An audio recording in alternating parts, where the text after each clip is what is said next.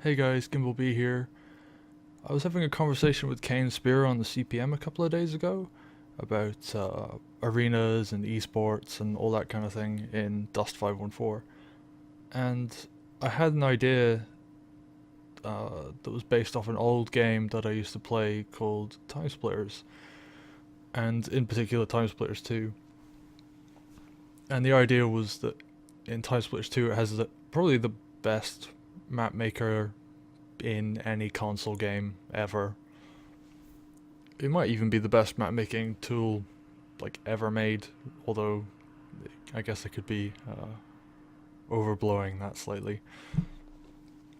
But the idea was that like people might want to create their own arenas in Dust, and when the arenas get added, it would be good to be able to just have people be able to build their own things as opposed to having a bunch of preset ones, which people might not like or people might not think are balanced, yada yada yada. So we're going to go into this. I'm going to go advanced, and I'm just going to look at the basic one. So like you've got this thing here and there's a bunch of floors and it's just a nice square grid, and I won't go into any of those things, but you can do tile.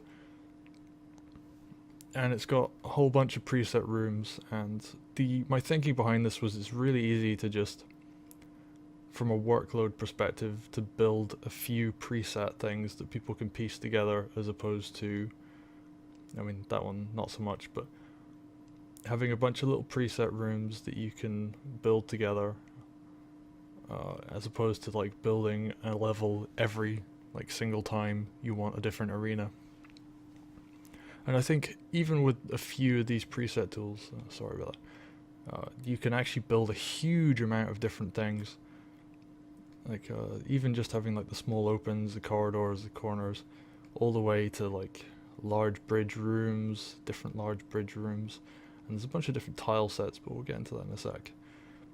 So yeah, my idea was that like when they go to build arenas, they should build this, because Dust already has sockets, so it's not a huge stretch to go from that to something like this.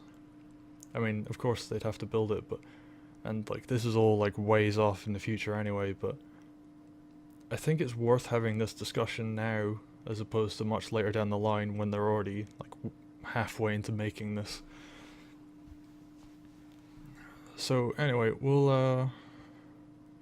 you can just like throw down some tiles. So I'll go to this page. So we have like corridors, and then you can like copy, and they just kind of snap together.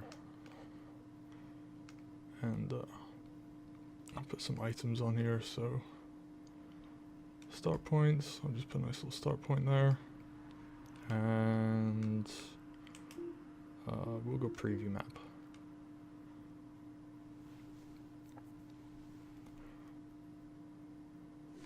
So yeah, here's the map that I just made in a few seconds. I mean, it's just a corridor, but I think even something as basic as this,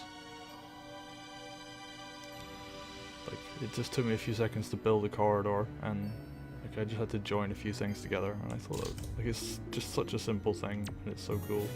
So I'm gonna go to a map I made earlier once I get out of here. And there's also tile sets and stuff, so go to that. I'm going to go load map. So I'll go to my test map that I made a couple of days ago. And I'll zoom out. So that's the lowest, yeah, that's the bottom level here, and then it goes up with some ramps, and there's another little thing here. This was originally for like capture the flag or something. I'll play around with that. So I built this in maybe 15 minutes tops, and I think it would be good for something like maybe 4v4, possibly 6v6. So let's go preview map. And yeah, I made this in 20 minutes using maybe a few different custom tiles. So that's the top floor, this is the middle floor, you can see it goes down to there. There's a couple of different routes you can get to get over to the other side of the map, so that's me at the opposite side of the same place. However, I can go down here, and then I can go up, and if this was capture the flag, you could maybe put a flag there. And then when you go down, there's a couple of different routes on the lowest level. So that one goes all the way up to there, but you can go around this way. Oh, I'm lost. Hang on. There we go. So it's just like a little circle in the bottom half.